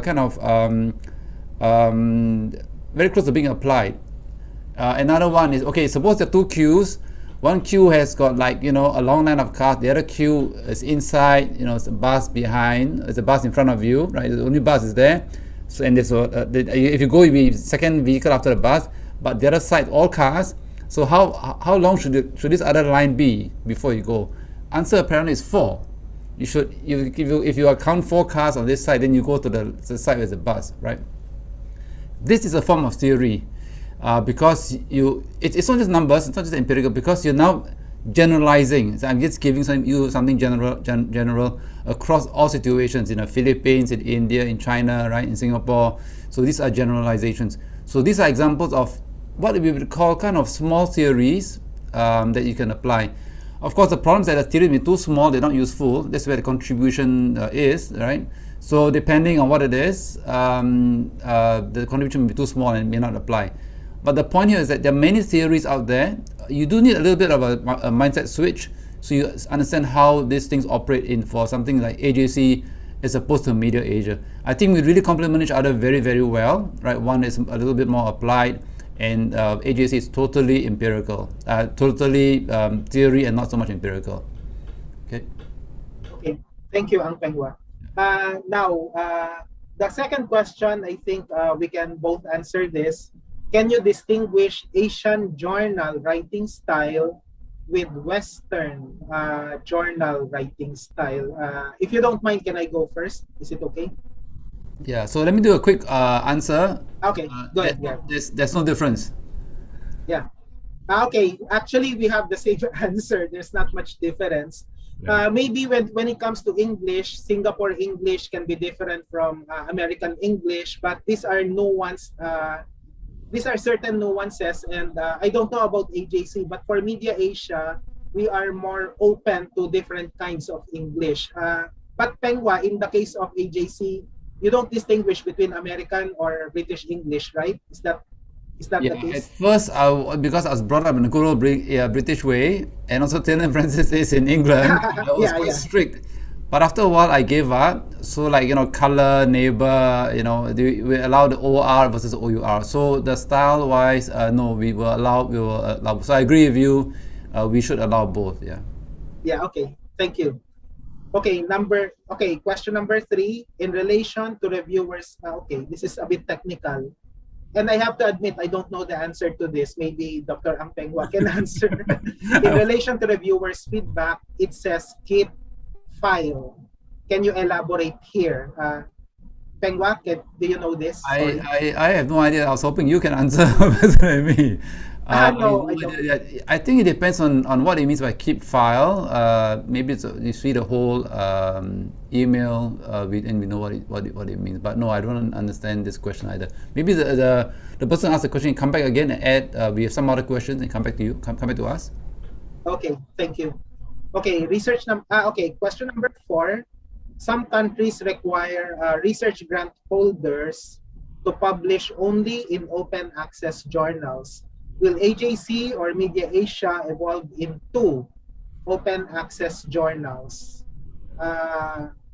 Okay, Peng Hwa, maybe you want to answer? Yeah, I think Ramon can chip in as well. Right now for AJC, we don't see that, and the reason is that AMIC really depends on the journal, the revenues from the journal. So in fact, this period when we couldn't hold a conference, it is a revenue from the AJC journal that's been helping to support AMIC. I mean, really, it's a lifeblood. So to turn it into open access would kind of cut all that. Having said that, I would say that a lot of publishers are aware of the potential threat of this open access movement, a threat in the sense of revenue.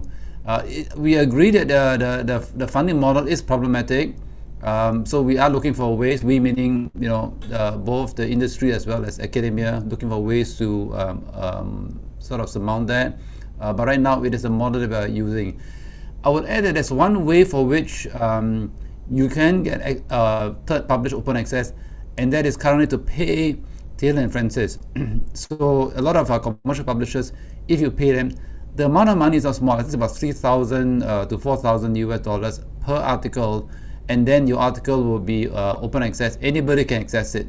So even for AJC, it is possible to do that. I think a part of that revenue will come to AMIC, but that's a determination by the publisher. So then yeah. Anyway, AJC and Media Asia are classified as Open Select by AJC. So it's a hybrid of both open access and paywall articles. Now, if it's any consolation, from what I know, anything about COVID-19 and the pandemic can be open access for a limited time period. So that seems to be the policy of Taylor and Francis right now.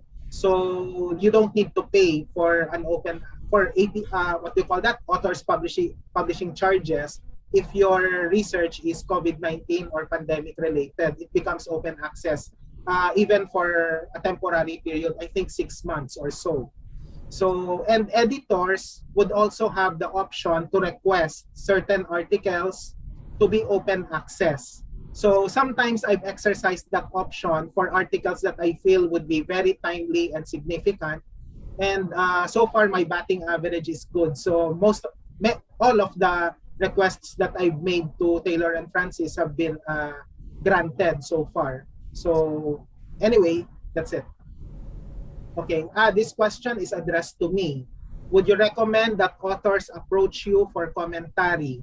Well, authors have done so. You can do that if you want to. So my turnaround time for replying to emails is relatively quick as well because I don't have a social life. No, not just kidding. Yeah, you can do that, but you can also submit on your own because we provide quick feedback anyway. So, but if you want to be sure and you want to ask whether or not the topic is worth publishing in Media Asia, then just send us an email. That's okay. So okay. Danilo, can I follow up because I was want to ask that question? Sure. What kind of commentary pieces are you looking at? So I mean, it's kind of tied to number 6, but more specifically to commentaries. What kind of pieces are you looking at? Okay, we're looking at practices of media. Well, generally practices of media in Asia, but we're interested to get the insights of academics on, burning issues of the day. For example, what's happening in Myanmar, how media is being shut down in Myanmar, or in the Philippines, or the state of press freedom in other, Asian countries. We're very interested, for example, right now in Palestine. Technically, Palestine is Asia, so yes. So we can perhaps discuss, the kind of media in Palestine right now, because that's a gray area. I've noticed that there are many articles, commentaries being submitted from India, focusing on press freedom in Kashmir and Jammu and Kashmir. So yeah, so that kind of topics would be timely. Okay. Pandemic and the media would also be interesting as well. Okay, thank you. Thank you. Yeah. Number 6, can you please specify general themes sought by Media Asia for refereed and non-refereed articles?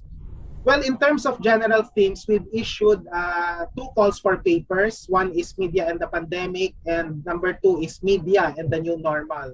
So it can be very general, but our interest is more on how timely and how significant your research may be. So we can publish anything, even if it's not related to the COVID-19 pandemic. We want to make sure that the data set is relatively new. For example, if it's old, we're evaluating a manuscript whose data set is 2016. For as long as it's properly justified as to why the old data set is still timely, even up to now, it's already 2021, we're more than welcome, we're more than open to evaluating such manuscripts. Okay, are there any other, are there any other questions here? Yeah, I think, okay, so I think there are no more questions. There are only 6 questions so far. So given the time right now, I think if it's okay with Ramon Tuazon, we will now go to the parting shots or the closing remarks of the editors. So if we have nothing more to discuss. So I guess we can now give the floor to, okay, wait, there's clarification regarding keep file.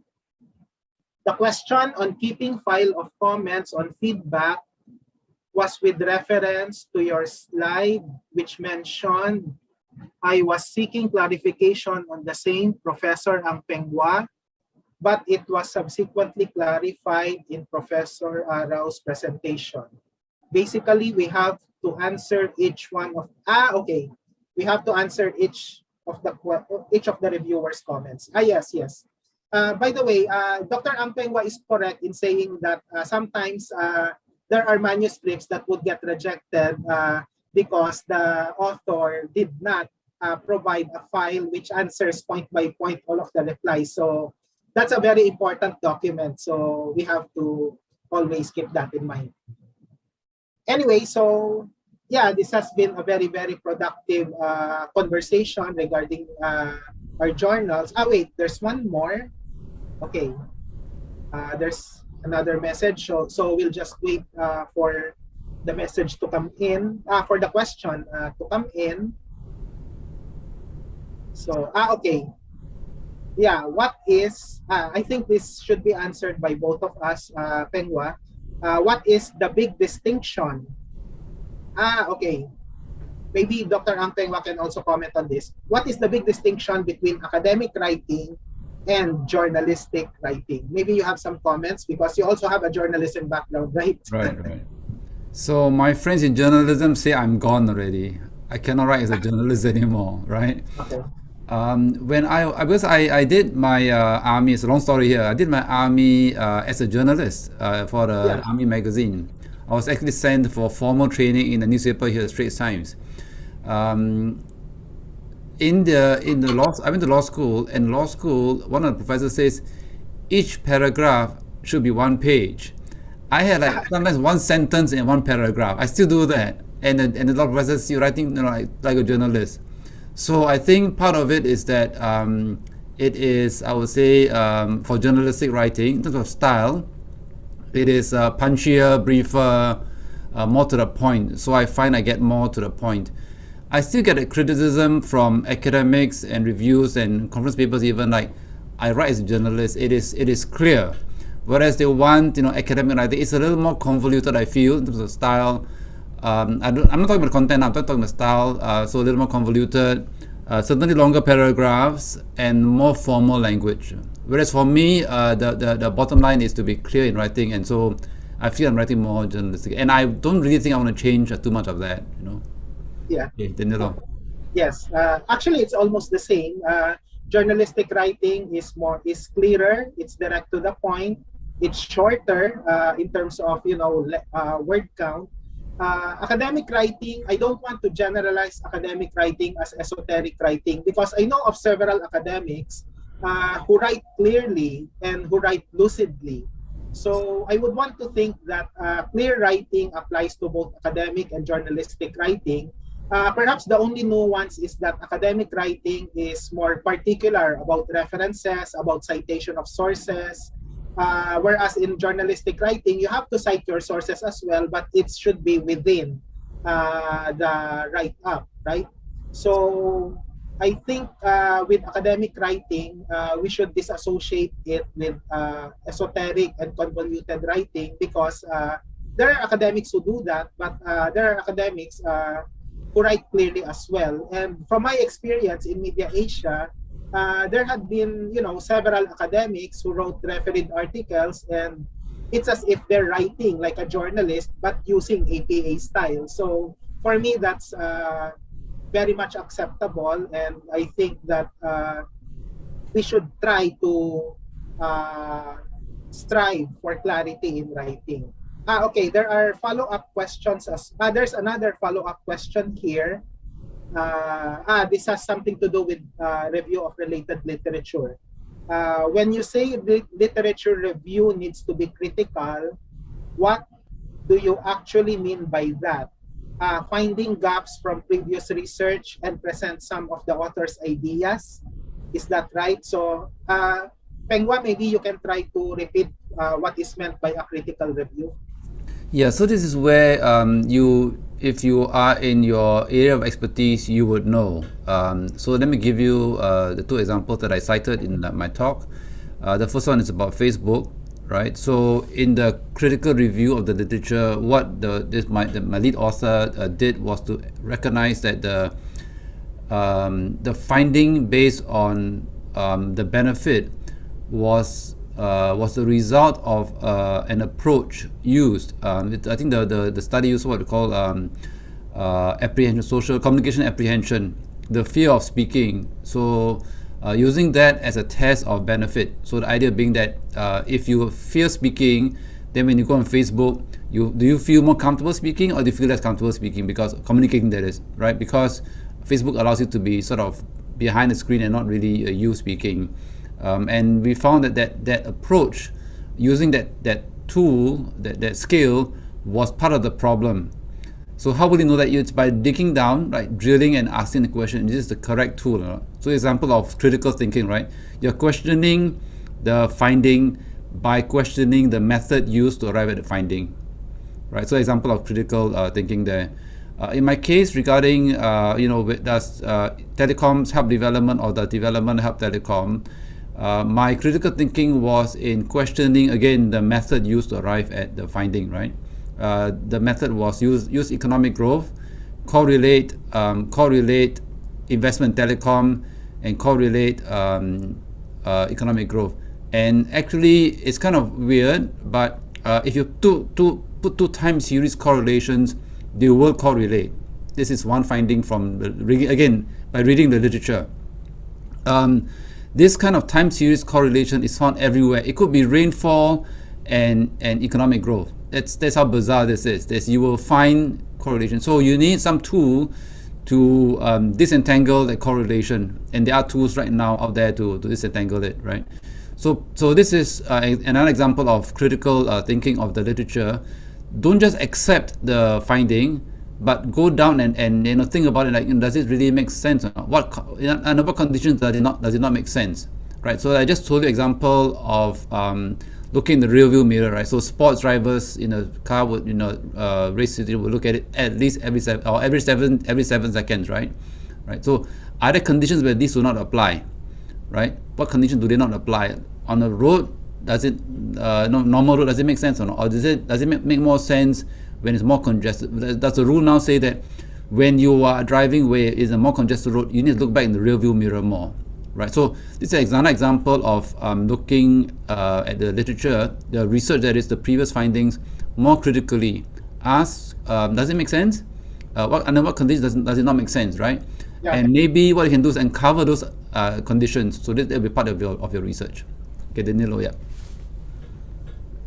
Danilo, yeah, you also mentioned this point. I know, I heard you, right, on critical thinking on the literature.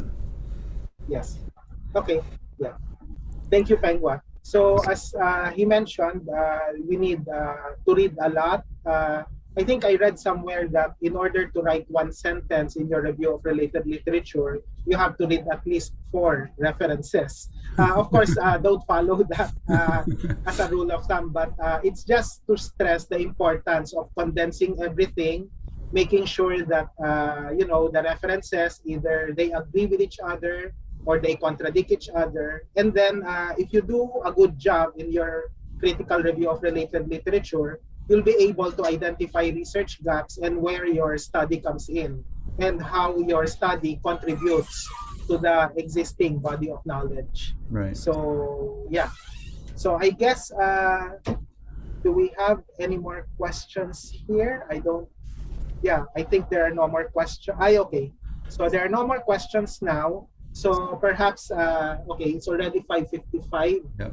Maybe we can have some final words pertaining to, getting published in AMIC Journals. So maybe Dr. Ang Peng Hwa, maybe you would want to start. Yeah, so I think one of the lessons here is that you need to know your area well, develop an area of expertise, and then you will know the gaps in the area. The literature review will not be so tedious. You can see how, as Professor Danilo mentioned, right, that you should read 4 articles to cite 1 reference. So that tells you how much work you need to do for the literature. So typically you work in an area that you are known, and then you also get cited by scholars. You get invited to do works in the area, present papers at conferences, and people know you as well. So get an area of expertise and work in that space. Yeah, and over time you will get published. It's really a numbers game. So the more you write, the more your papers will be accepted. It really is a numbers game.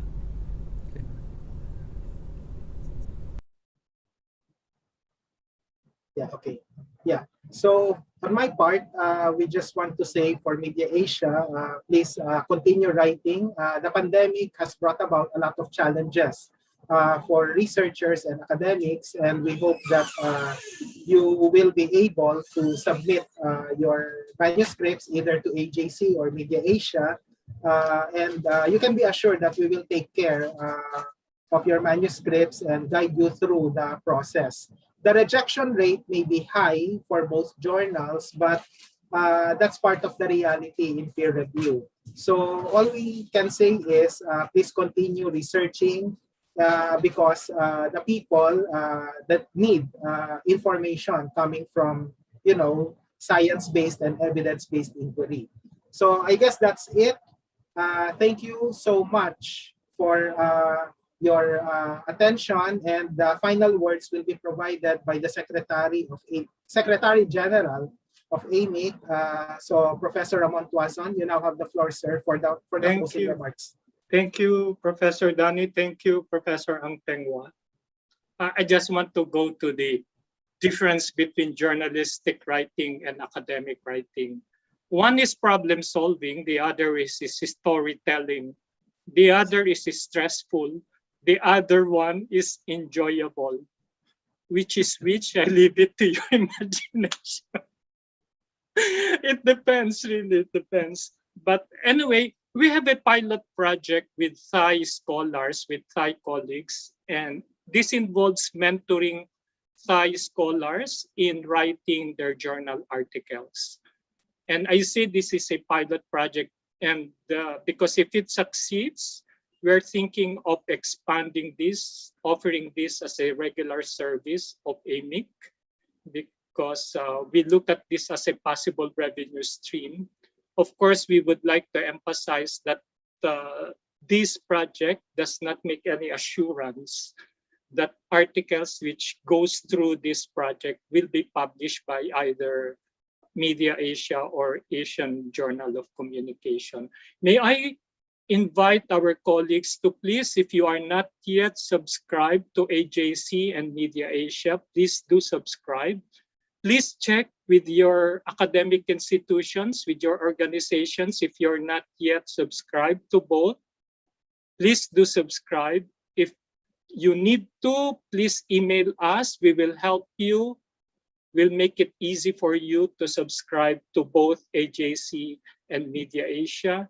And one final reminder, please don't forget, join us in our 28th annual conference on November 20, 27, and December 4.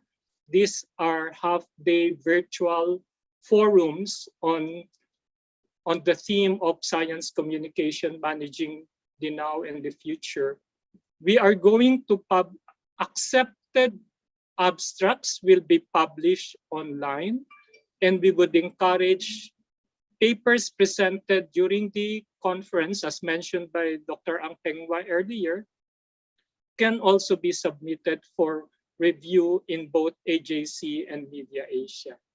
So again, thank you very much, and we look forward to meeting you soon in our annual conference. Thank you very much to our panelists, and thank you, Fernando and team, for the technical support.